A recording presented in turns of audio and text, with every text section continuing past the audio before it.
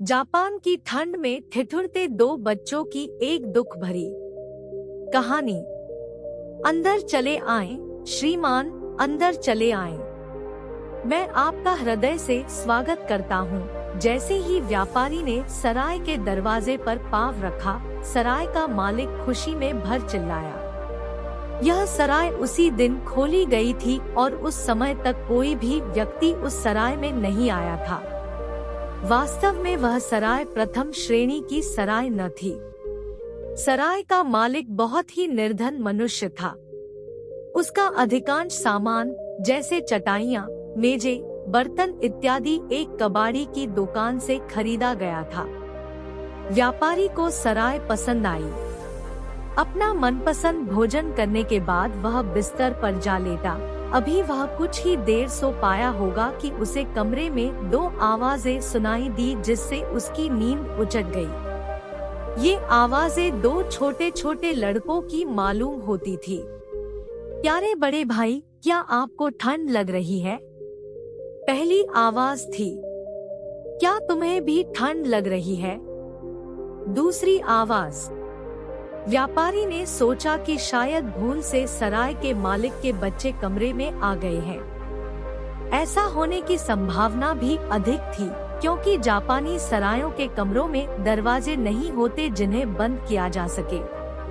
केवल कागज के पर्दे होते हैं, जिन्हें इधर-उधर खिसकाकर आने जाने का रास्ता बनाया जा सकता है। व्यापारी ने कहा, बच्चों, यह तुम्हारा कमरा नहीं है। कुछ देर कमरे में शांति रही, पर फिर से वही आवाजें सुनाई दी। प्यारे बड़े भाई, क्या आपको ठंड लग रही है? और उत्तर में आवाज आई, क्या तुम्हें भी ठंड लग रही है? व्यापारी बिस्तर से झुंझलाकर उठ बैठा। उसने मोमबत्ती जलाई और कमरे का ध्यानपूर्वक निरीक्षण किया, किंतु कहीं कोई चूहिया का बच्चा भी तो नहीं मिला। उसने मोमबत्ती को जलता रहने दिया और चुपचाप बिस्तर पर जा लेटा। कुछ क्षण बाद फिर दो आवाजें आईं, प्यारे बड़े भाई, क्या आपको ठंड लग रही है? और उत्तर में, क्या तुम्हें भी ठंड लग रही है, सुनाई पड़ी। आवाजें एक रजाई में से आ रही थी। व्यापारी ने ध्यानपूर्वक दोनों आवाजों को सुना। जब उसे विश्वास हो गया कि आवाजें रजाई में से ही आ रही है, तो उसने जल्दी जल्दी अपना सामान बटोरा और एक गठरी बनाई। गठरी को लेकर वह सीढ़ी से नीचे उतरा और सराय के मालिक से सारा हाल कह सुनाया। जनाब, गुस्से में भरकर सराय का मालिक चीखा, लगता है कि आपने खाने के समय बहुत तेज शराब पी ली है, इसलिए आपको बुरे स्वप्न दिखाई दिए। कहीं रजाइयाँ भी बोलती है। व्यापारी ने उत्तर दिया, आपकी रजाइयों में से एक रजाई बोलती है। आप मुझसे असभ्यता पूर्वक बोले, इसलिए अब मैं इस सराय में एक घड़ी भी नहीं ठहरूंगा। यह कह व्यापारी ने अपनी जेब से कुछ नोट निकाले और उन्हें सराय के मालिक की ओर फेंक कर कहा, यह रहा आपका किराया। मैं जा रहा हूँ। और वह चला गया। अगले दिन कोई दूसरा व्यक्ति सराय में आया। उसने खाने के समय शराब भी नहीं पी, लेकिन वह सोने के कमरे में थोड़ी ही देर रहा होगा कि उसे भी वही आवाजें सुनाई दी। वह भी सीढ़ी से नीचे आया और उसने भी सराय के मालिक से कहा कि एक रजाई में से दो आवाजें आती है। महोदय, सराय का मालिक चिल्लाया, मैंने आपको अधिक से अधिक आराम पहुंचाने की कोशिश की, इसका बदला आप मुझे ऐसी बेवकूफी से भरी कहानी सुनाकर चुकाना चाहते हैं। आप मुझे परेशान करना चाहते हैं। उस व्यक्ति ने उत्तर दिया, जी नहीं, यह बेवकूफी से भरी कहानी नहीं है। मैं आपसे कसम खाकर कहता हूँ कि मैंने एक रजाई से दो लड़कों की आवाजें आती सुनी है। मैं इस सराय में हरगिज नहीं रहूंगा। जब दूसरा ग्राहक भी नाराज होकर चला गया, तो सराय के मालिक का माथा ठनका। वह ऊपर गया और उसने एक के बाद दूसरी रजाई उलटना पलटना शुरू कर दिया। उसे भी एक रजाई में से दो आवाजें आती सुनाई दी। प्यारे बड़े भाई, क्या आपको ठंड लग रही है? क्या तुम्हें भी ठंड लग रही है? सराय का मालिक उस रजाई को अपने कमरे में ले गया और रात भर उसे ओढ़कर सोया। रात भर दोनों लड़के एक से यही प्रश्न करते रहे। अगले दिन सराय का मालिक उस रजाई को लेकर उस बाड़ी की दुकान पर गया जहां से उसने उसे खरीदा था। सराय का मालिक उस पास वाली दुकान पर गया, किंतु उसे पता चला कि उसके मालिक ने भी उसे किसी अन्य दुकान से खरीदी थी। इस तरह वह कई दुकानों की धूल फांकता अंत में एक छोटे से मकान के मालिक के पास पहुंचा। उस मकान के मालिक ने यह रजाई अपने एक किराएदार से वसूल करके बेची थी। इस किराएदार के परिवार में केवल 4 सदस्य थे, एक गरीब माँ बाप और उनके 2 छोटे छोटे बच्चे। पिता की आय बहुत कम थी। एक बार जाड़े के मौसम में ठंड खाकर पिता बीमार पड़ गया। 1 सप्ताह तक भयंकर पीड़ा सहने के बाद वह चल बसा और उसके शरीर को दफना दिया गया। बच्चों की मां इस आघात को सहन न कर सकी और उसकी भी मृत्यु हो गई।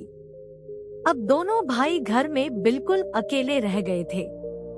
बड़े की उम्र 8 साल थी और छोटे की 6 साल। दोनों भाइयों का कोई मित्र न था जो उनकी इस विपत्ति में सहायता करता।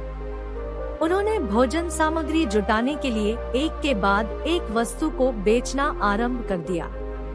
अंत में उनके पास केवल एक रजाई रह गई। बर्फ बहुत तेज गिरने लगी थी। दोनों भाई एक दूसरे से सटकर रजाई ओढ़कर लेट गए।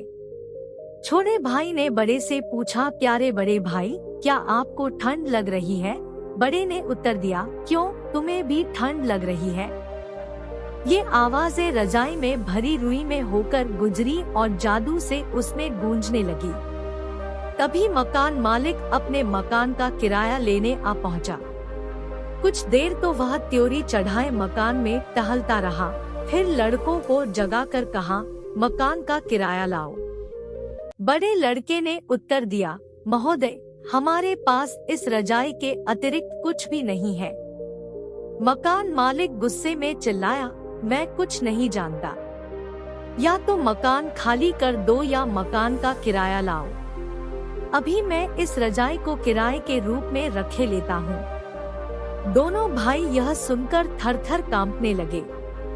बड़े लड़के ने कहा, महोदय, बाहर बर्फ की मोटी तह जमी हुई है, हम कहाँ जाएंगे? मकान मालिक जोर से चिल्लाया, बकवास मत करो और यहाँ से रफूचक्कर हो जाओ। अंत में उन्हें बाहर निकलना ही पड़ा। उनमें से हर एक केवल एक पतली कमीज पहने था। शेष कपड़े रोटी खरीदने में बिक चुके थे। वे उस मकान के पिछवाड़े जाकर एक दूसरे से सटकर बर्फ से पटी सड़क पर लेट गए। उनके ऊपर बर्फ की तह पर तह जमती चली गई। अब उनके चेतना शून्य शरीरों को ठंड नहीं लग रही थी। अब वे सदा के लिए सो गए थे। सुबह को एक राहगीर उधर से गुजरा। वह इन दोनों के मृत शरीर को दया की देवी के मंदिर में ले गया। जापानी मंदिरों में इस पवित्र देवी को, जिसका सुंदर और दयावान मुख है और 1000 हाथ भी है, देखा जा सकता है। ऐसा कहा जाता है कि इस देवी के लिए स्वर्ग के दरवाजे खुले पड़े रहते हैं, जहां इसको हर प्रकार का आराम और शांति मिलेगी। लेकिन फिर भी वह वहां इसलिए नहीं जाती क्योंकि उसे उन लाखों गरीब आत्माओं की, जो संसार में दुख, बीमारी और अनेक विपत्तियां सहन कर रही है, उसका कहना है कि वह उनके साथ रहना पसंद करती है और उनकी अपने 1000 हाथों से सहायता करेगी। दोनों भाइयों को दया की देवी के मंदिर के एक कोने में दफना दिया गया।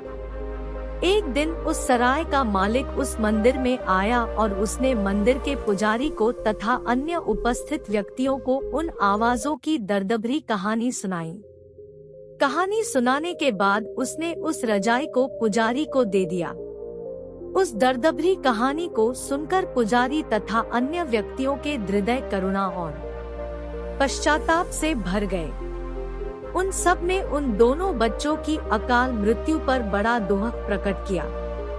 रजाई में से अब आवाजें भी आनी बंद हो गई, क्योंकि उसने अपना संदेश सबको पहुंचा दिया।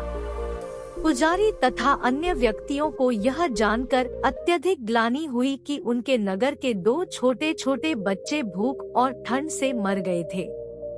आज के लिए बस इतना ही। वीडियो पसंद आया होगा तो लाइक शेयर कमेंट कीजिए और चैनल को सब्सक्राइब करना मत भूलिए। धन्यवाद।